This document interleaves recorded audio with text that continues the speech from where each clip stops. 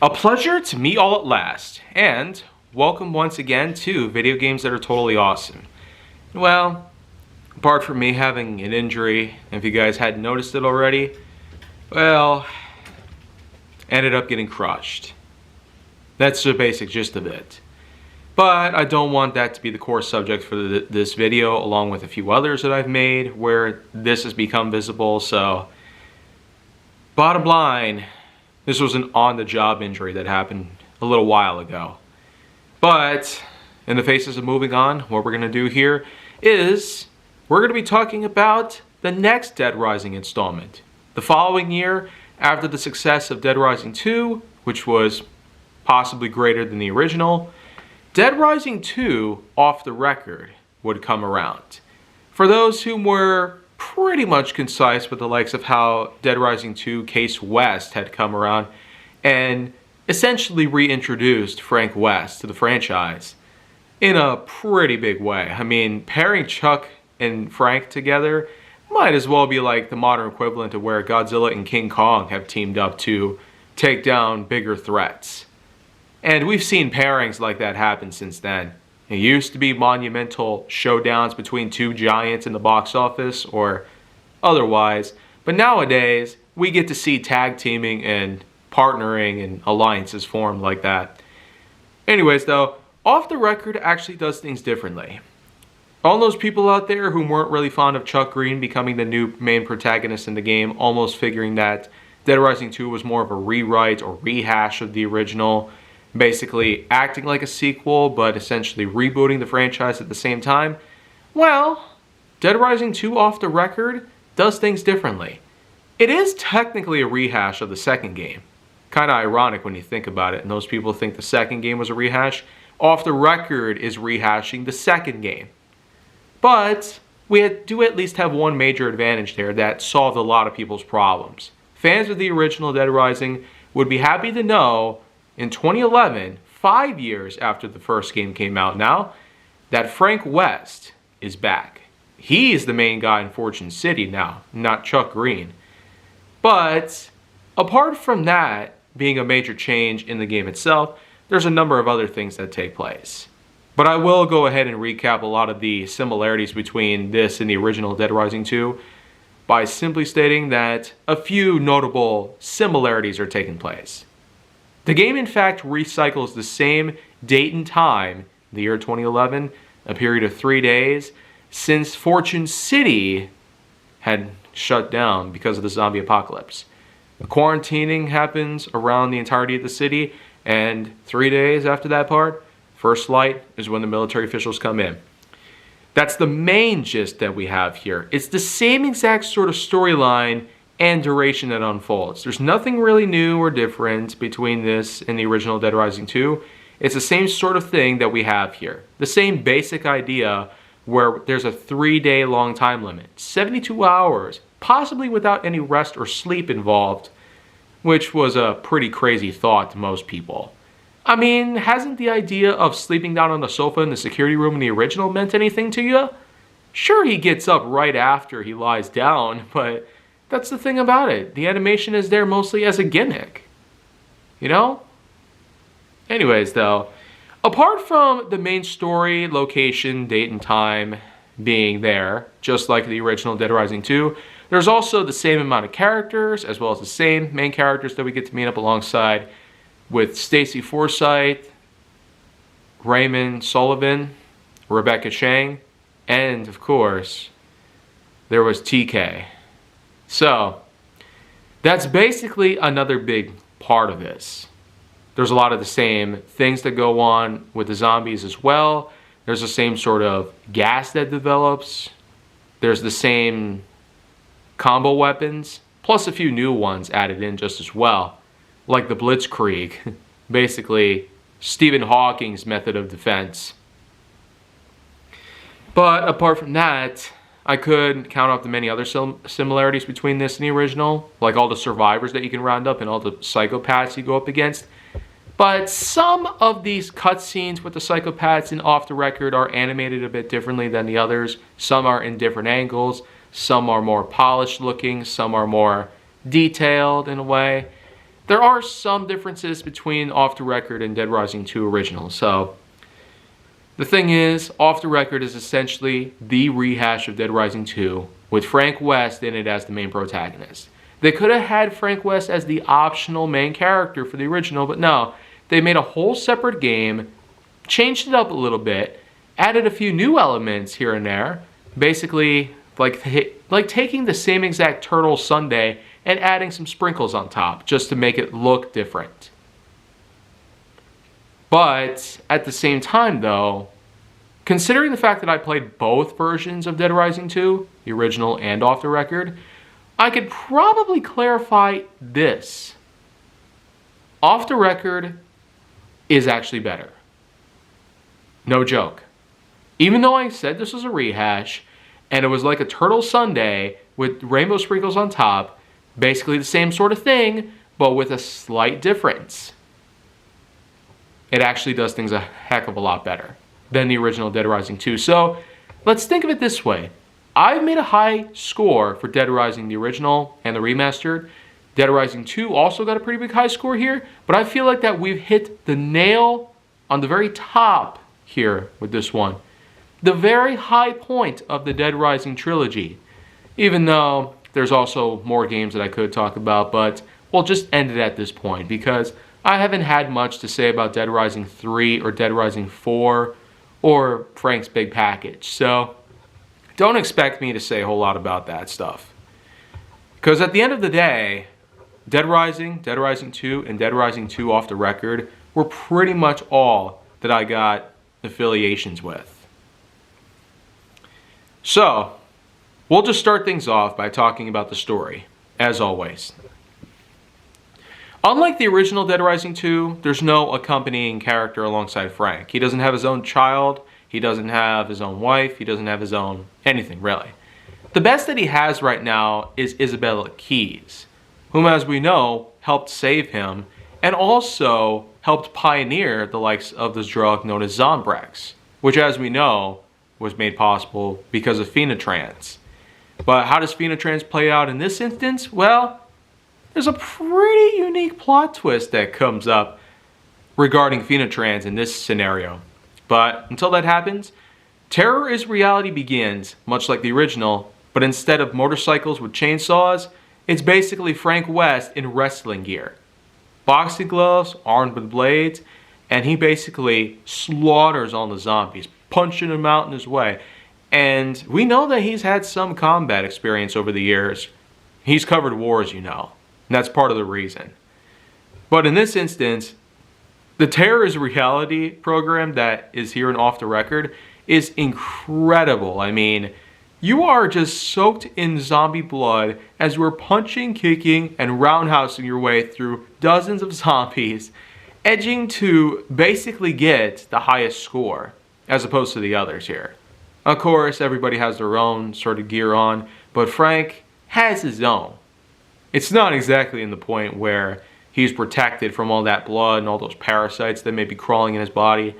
Well, let's be real here. This is the same Frank West who was so resilient against the parasites in the original that it's no wonder why it took a while for him to zombify. But by then, they already figured out a way to counteract the parasites, so the precursor to Zombrex basically was administered to him. In any case, though, much like the original Dead Rising 2, if you get a hold of the money, well, TK will, of course, praise you for that. So will the Bailey sisters. Yep, Crystal and Amber Bailey are back. I would almost wonder why they couldn't just straight up make Dead Rising 3 and allow for Frank West to take on another tangent of his own, much like the original. Considering the fact that Case West was more of the canonical sort of thing that went down, and on top of all that, the fact that they brought back Frank West for Case West actually helped to solidify the fact that, yes, he was still around, and so was Isabella Keyes. But she was working with them the whole time. Oh, man. Talk about a pretty brittle moment between those two. Either way you look at it, though, it's the same sort of premise that builds up to the unleashing of the zombie apocalypse. You got Frank West going into the elevator. You got Frank West using his camera for the first time because that's the added bonus that we get alongside the zombie killing and whatnot. Using his camera to get some extra prestige points. Depending on what you do and depending on how you act in the game with the camera, you can get a good amount of points in those instances. In the original, there was a good amount of moments that you could highlight, as well as different filters. Horror, brutality, erotica, and drama as a few examples. But while this does carry over to Off the Record, it does so in a pretty spectacular way. I mean, there's a lot of other opportunities you can get to get some extra points here and there. But the bottom line is that when Frank gets out of the elevator and the power shuts down, he has to open the doors manually. He has to get out of the arena and into the safe house, is introduced to Sullivan as well as Stacy and the others, yada yada yada. Well, it's the same sort of thing that we'd seen in the original Dead Rising 2. With no Katie and none of that stuff though, I would say it's probably a lot more simpler to get through the arena and into the safe house compared to the original. You had to carry around Katie and eventually just get pummeled by large groupings of the zombie horde. Oh, but of course, you'll get around to a buttload of excitement here. Because once everything is settled down and once everything is figured out, we know that Frank has to deal with his own zombification problem here. I mean, he's practically got to work with the likes of Zombrex on his own behalf, considering that he had gotten infected somehow back on Willamette. But we know that it can be easier for you to work with Frank West in the case of zombification because, after all, he's not like Katie where you gotta give Zombrex to her at a certain time. No, man. You could be anywhere you want, any part of the day, and administer your own dose of Zombrex. Well, in this game, I'd say it's probably better to handle the Zombrex and administer the dosage whenever needed. Because otherwise, you'd have to go all the way back to the security room. And by then, if you're like on another part of the map, who knows how long it could take. And it sure does build a lot of tension in the original. Here, though, you don't have to worry about going to a specific location to find someone who needs Zombrex. Oh, but we'll hold that thought here because we do have some storyline that we need to talk about here. There, of course, are the many things that seemingly unfold here. The same sort of frame rate that takes place. Thankfully, Frank West is not the one to be victimized here. Oh, it's a bit of a different sort of take here. Rebecca Chang, of course, is still doing the live coverage. She was shot to death in the original, but now she's back a year later. And in the same sort of fashion. But nonetheless, Frank still has to go meet up with her. They work things out, try to go to the central security room where they find everybody dead. And, well, Frank gets called back to the security room. Yada, yada, yada. And eventually, we do get some stuff that we can work with here. We get the idea of creating combo weapons. We get the idea of using restrooms as save points. We get the idea of psychopath boss fights that take place. I mean, we have some of the same involved, like Chef Antoine, as well as Brandon Whitaker, as well as Carl the mailman. Many others here and there. Even Ten and Snowflake are still around. Oh, but then of course, we gotta talk a bit about the more original psychopaths that they added in here. 3 new ones that they put in Dead Rising 2 Off the Record. First off, there was no Chuck Green in this game. Well, unless you go outside. You'll find his bike and the chainsaw is attached to it. Unlike the original in which that the bike and chainsaw modification was made possible because of defeating Leon Bell, Chuck Green's own rival in Terror's Reality, in Off the Record, Chuck Green himself is the one who becomes psycho and goes after Frank, believing that he is not doing so well with his bike, and eventually not doing so great with his daughter, whom is a mannequin, by the way, wearing Katie's clothes. But of course, Chuck is not going to accept that sort of thing. He's always going to be on the somewhat obsessive belief that his daughter's still alive and she needs her Zombrex every 24 hours. Even though it's quite obvious that Katie must have already left. Gotta feel bad for him. Even more bad for him when you know the fact that, well, since we originally played him in the original, Of course it was going to be a pretty bad thing to lose Katie. A young girl, just like that. Other than that though, the boss fight against Chuck Green is more or less the same sort of thing as with Leon Bell here. He'll be trying to run you over with the bike or slicing you in half with the chainsaws. He'll occasionally throw things at you just as well, including whiskey bottles. And he'll also throw a bunch of insults at Frank like nut bar or you're done, you know? It's a lot of that sort of stuff in which that, just think, the year prior, Chuck and Frank were buddies. But here, they're like sworn enemies. It really is sad when you think about it. Knowing that Dead Rising 2 is more canon than off the record, this was just something to settle down the Frank West fans out there. And Dead Rising 2 is more of the canonical thing than off the record. But still, everybody who's been a fan of Chuck Green compared to Frank West, we know that this was going to go in a different direction. And think about it, there wasn't much of Frank West that we could take on anyway, since he was surrounded by zombies while he was on top of that tank in the first game. I mean, anything could have happened to him during that 5-year time, but I don't want to get too distracted with that stuff. Well, here's the whole thing about it. We get the same sort of thing with TK, like in the original. We chase him down onto the trains and the maintenance tunnels. Then eventually we sabotage his plot of stealing from the vaults and the casinos. And eventually there comes the point in which that Frank and Rebecca spot TK's chopper heading to another hotel. And Frank decides to go over there at night, gets to the top floor. TK finds out that he's chasing after him. Frank intercepts him with the same sort of things that Chuck did, using the hook. And as we know, when the chopper is taken down, TK goes down with it, knocked unconscious and placed on the bed, handcuffed to it, just like the original. So, not really much in terms of, well, originality. But I might as well mention one other thing here. Another original psychopath that you might have prefer then? The younger brother of Adam McIntyre, Evan. Unlike with balloons and chainsaws that Adam dished out in Willamette, well, in Fortune City, you got his brother Evan, and he's serving ice cream. Wow. And he's also walking on stilts. Quite clever, wouldn't you say? Knocking him off the stilts is one thing, but dealing with his fast, zany, short stature is another different story. There are some ice cream related weapons there, including a snowball cannon.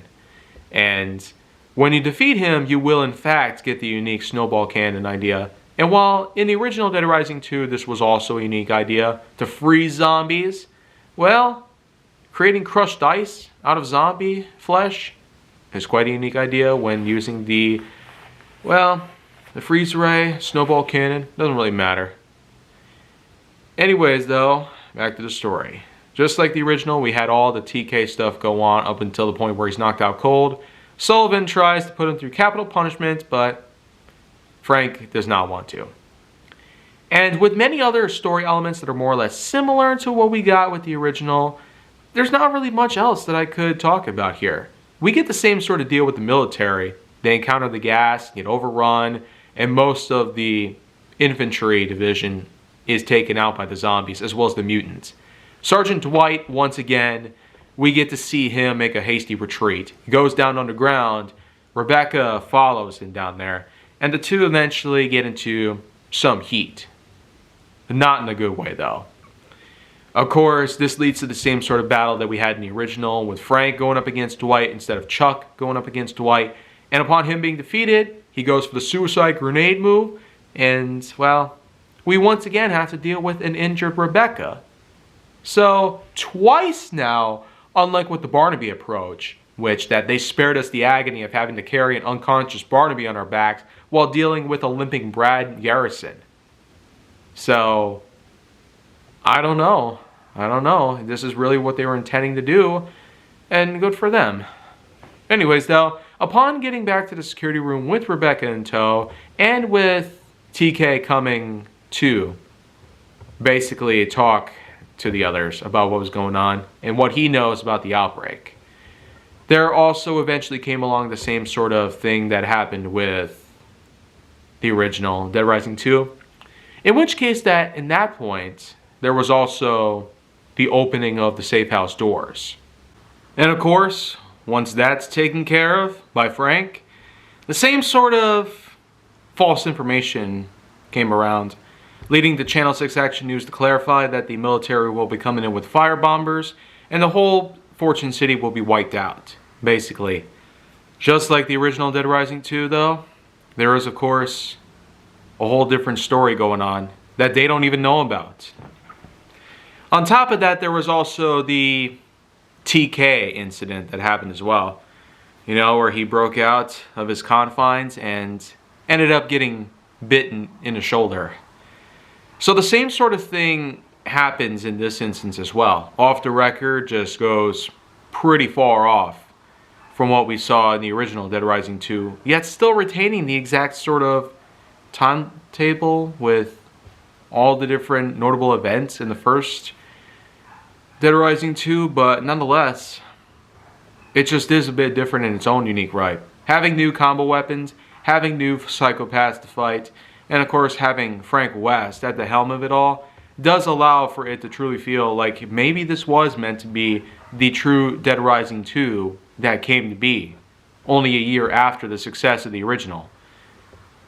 Nevertheless though, Frank still goes underground, finds out what's going on, and the gas and the scientists that are operating with it, takes the laptop, discovers Phoenix is responsible for this. When Frank does make his way back to the security room, however, a pretty big surprise takes place.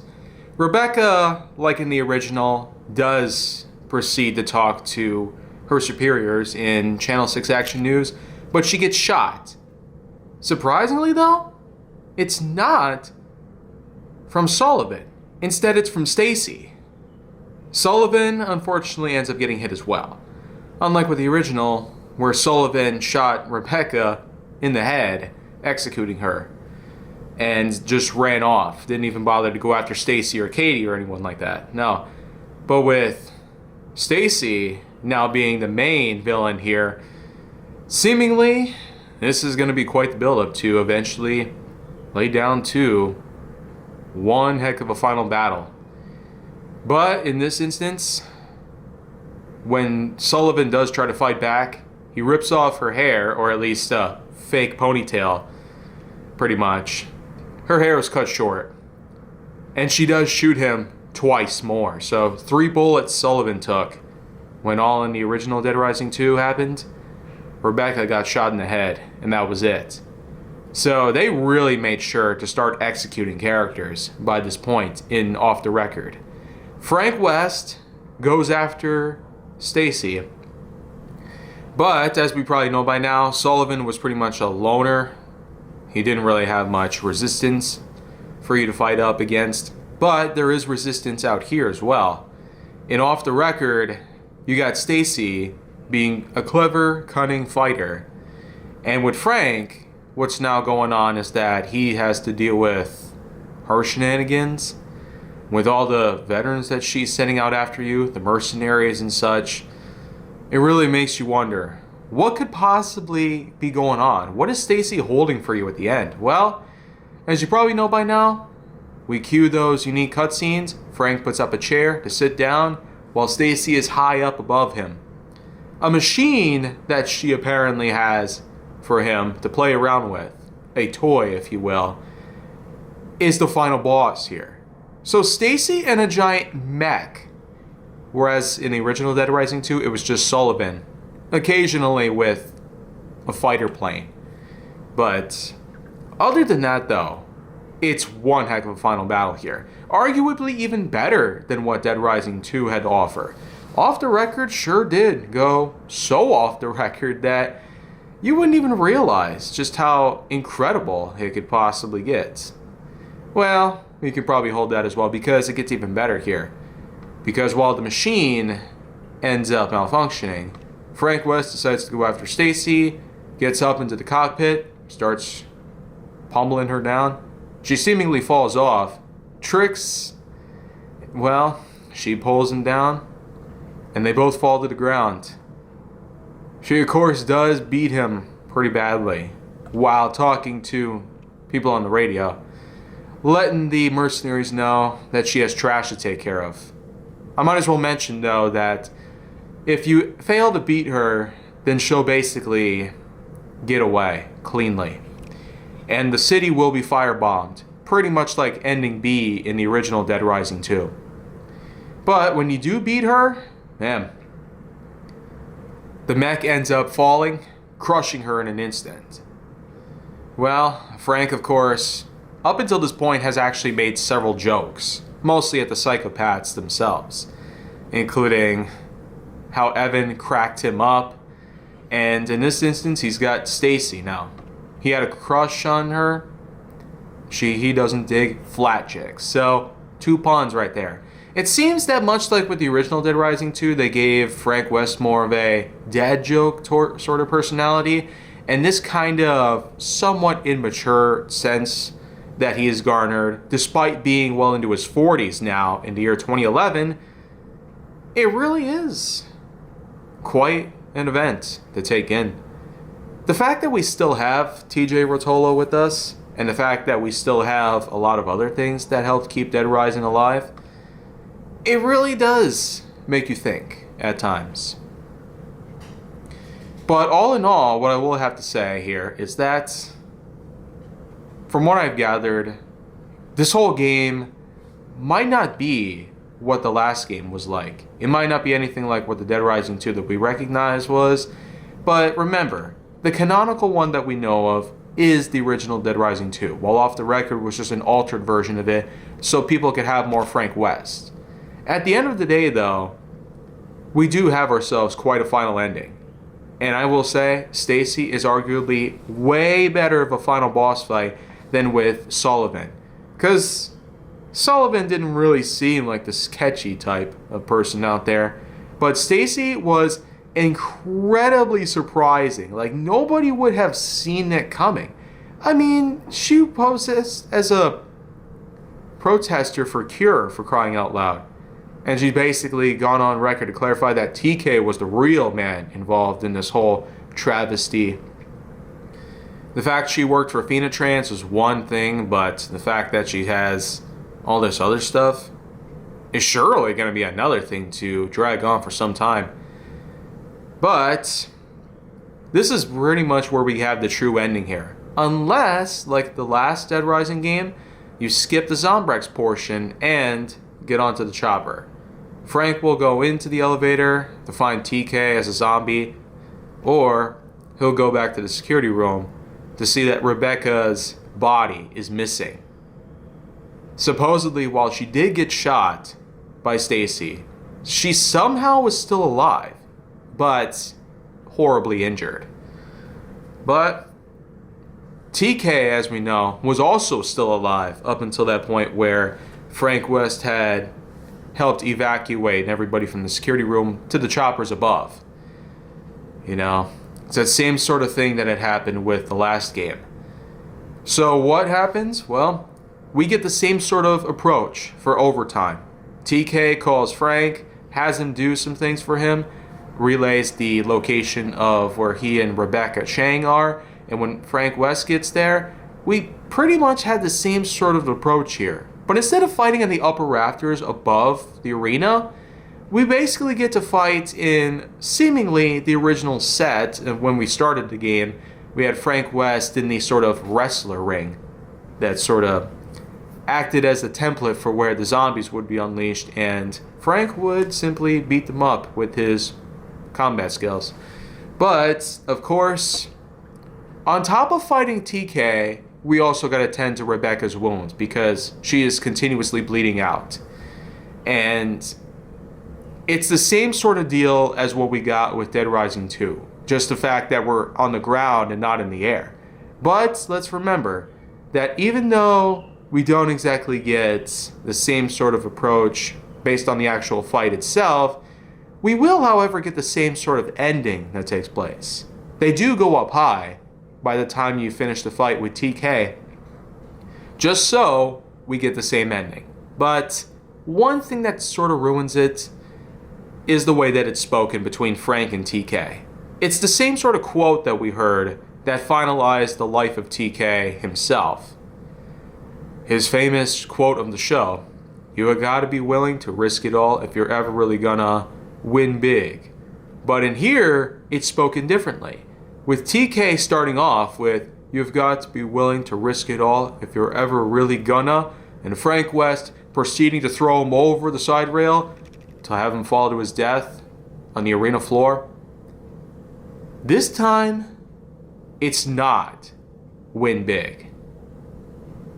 So I can't really say that this fares that much better than the original, because Chuck Green basically made the ultimate callback to all the things that TK said and to all the things that TK's basically done up until that point where they made their final encounter with each other.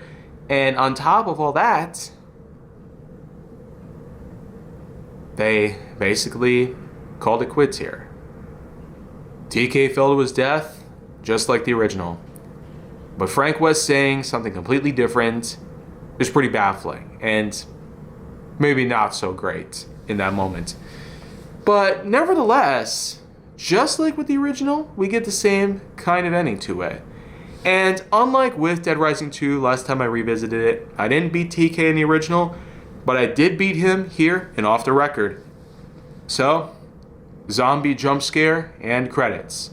Set to the unique Frank West theme song, in which, yeah, it's kind of fitting that eventually an official Frank West theme song would have to be made. And I'd say they did a pretty good job with it. So overall, compared to the other two Dead Rising games, I really loved the original for what it did. It felt groundbreaking in its own right. Dead Rising 2 felt like a true sequel, more than worthy of everything, despite it having a different set of characters and the main protagonist being not Frank West. But with Dead Rising 2 off the record, having Frank West in it does help keep a lot of people's spirits high, and it also helped allow for Dead Rising 3 to be made, which would come out 2 years later in 2013. There would also be a fourth game that came out 3 years later, as well as a special edition called Frank's Big Package, released in 2017. So, of course, the Dead Rising franchise has been continuously kept alive, even with the ups and downs that it had. And while 4 and Frank's Big Package unfortunately did not do such a good job at giving us a good way to keep the franchise rolling, we do have a good way to start over now.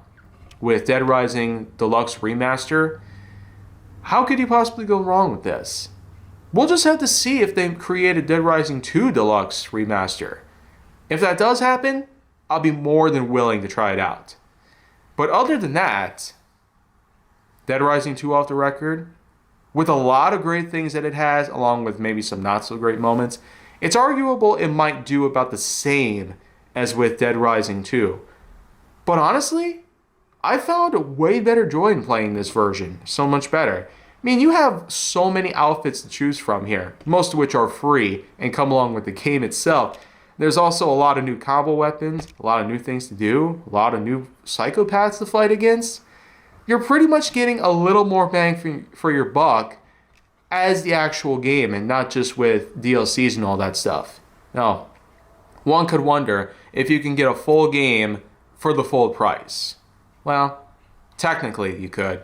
Deluxe, Ultimate Edition, whatever edition. Yeah, you kind of catch the drift here. They make you pay more just to include more within the original game itself. So, final scoring for Dead Rising 2 off the record. 9.8 out of 10.1. The best out of the bunch so far. And I do have lots more to say about the Dead Rising franchise as it stands. I'll talk about 3, 4, and Frank's Big Package probably some other time.